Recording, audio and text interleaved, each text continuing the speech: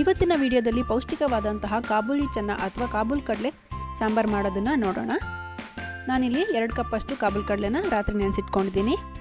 ಬೆಳಗ್ಗೆ ನಾನು ಇದನ್ನು ಒಂದು ಕುಕ್ಕರ್ಗೆ ಹಾಕ್ಕೊಳ್ತಾ ಇದ್ದೀನಿ. ಹಾಗೆ ಇದು ಮುಳುಗುವಷ್ಟು ನೀರು ಹಾಕ್ಕೊಳ್ಳೋಣ. ಇದಕ್ಕೆ 1 ಚಮಚ ಉಪ್ಪು ಹಾಕ್ಕೊಳ್ತಾ ಇದ್ದೀನಿ. ಹಾಗೆ 1/4 ಚಮಚದಷ್ಟು ಅರಿಶಿನ ಹಾಕ್ಕೊಂಡ್ಬಿಟ್ಟು 8 ರಿಂದ 10 ವಿಸಿಲ್ ಬರೆಸ್ಕೊಳ್ಳೋಣ. ಕಾಬೂಲ್ ಕಡಲೆ ಚೆನ್ನಾಗಿ ಸಾಫ್ಟ್ ಆಗಬೇಕು. ಅಷ್ಟರಲ್ಲಿ ನಾನು ಮಸಾಲ ರೆಡಿ ಮಾಡ್ಕೊಳ್ತಾ ಇದ್ದೀನಿ. ಒಂದು ಪಾನ್ನ ಬಿಸಿ ಮಾಡಲಿಕ್ಕೆ ಇಟ್ಕೊಂಡಿದ್ದೀನಿ. ಇದಕ್ಕೆ 1 ಟೇಬಲ್ ಸ್ಪೂನ್ ಕೊತ್ತಂಬರಿ ಕಾಳು, 1 ಟೀ ಸ್ಪೂನ್ ಜೀರಿಗೆ ಹಾಕ್ಕೊಂಡ್ಬಿಟ್ಟು ಫ್ರೈ ಮಾಡ್ಕೊಳ್ತಾ ಇದ್ದೀನಿ. ಲೋ ಫ್ಲೇಮಲ್ಲಿ ಇಟ್ಕೊಂಡು ಫ್ರೈ ಮಾಡ್ಕೊಳ್ಳಿ. ಇದು ಸ್ವಲ್ಪ ಕಲರ್ ಚೇಂಜ್ ಆಗ್ತಿದ್ದ ಹಾಗೆ 7 ಒಣಮೆಣಸನ್ನ ಹಾಕ್ಕೊಂಡ್ಬಿಟ್ಟು ಫ್ರೈ ಮಾಡ್ಕೊಳ್ತಾ ಇದ್ದೀನಿ.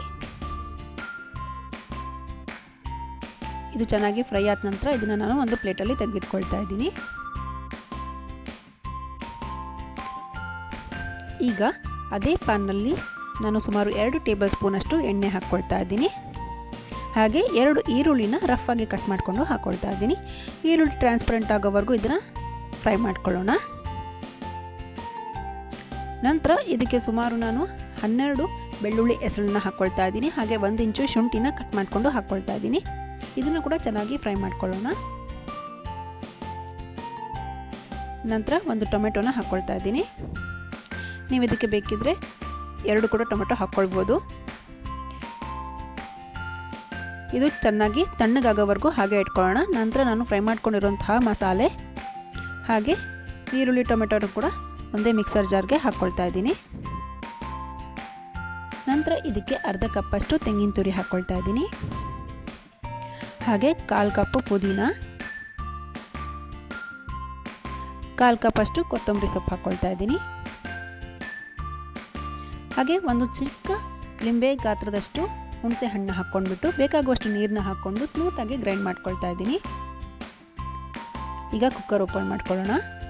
ನೋಡಿ ಇಲ್ಲಿ ಚೆನ್ನಾಗಿ ಬೆಂದಿದೆ. ಈ ಥರ ಪ್ರೆಸ್ ಮಾಡಿದ ತಕ್ಷಣ ಸಾಫ್ಟ್ ಆಗಿರಬೇಕು. ಇವಾಗ ಚೆನ್ನಾಗಿ ಬೆಂದಿದೆ. ಈಗ ಒಂದು ಪಾತ್ರೆನ ಬಿಸಿ ಮಾಡಲಿಕ್ಕೆ ಇಟ್ಕೊಂಡಿದ್ದೀನಿ. ಇದಕ್ಕೆ 1 ಟೇಬಲ್ ಸ್ಪೂನ್ ಎಣ್ಣೆ ಹಾಕ್ಕೊಳ್ತಾ ಇದ್ದೀನಿ. ಎಣ್ಣೆ ಚೆನ್ನಾಗಿ ಕಾದ ನಂತರ 1 ಟೀ ಸ್ಪೂನ್ ಸಾಸಿವೆ ಹಾಗೆ ಸ್ವಲ್ಪ ಕರಿಬೇವನ್ನ ಹಾಕ್ಕೊಳ್ತಾ ಇದ್ದೀನಿ.